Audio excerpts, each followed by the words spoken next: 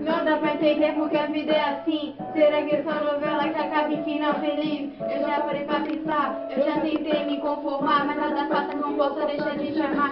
Lembra dos momentos lindos que passamos juntos? Escola, shopping, calçadão, ainda lembro de tudo. Difícil de não lembrar, difícil pra me entender, de me conformar, que eu não tenho mais você. Escuta a voz do coração e vem ficar comigo. Agora o momento é todo, tudo falando comigo.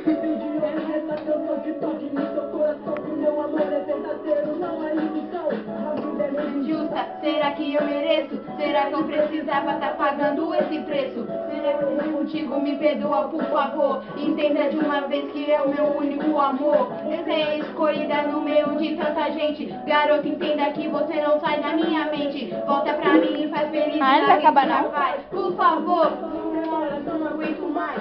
Felicidade existe, eu digo, cadê a minha? Se foi acabou, durou pouco a minha alegria. Você não sabe a dor enorme que eu sinto. É difícil aceitar, mas sei que nada está perdido. As brigas eram normais, mas sempre tinha um jeito de sempre ficar tudo bem como um casal perfeito. Dizem que eu não. Ai, ele canta muito, cara. Eu chorei, vou chorar. Ai, tô preguiça já. Nossa garota, tinha que ser você pra me amar a vida toda. Tinha que ser você pra me fazer feliz. Tinha que ser você, mas o destino ele não quis. Que merda de... Você não canta um desse, você berra. Pega no meu pau.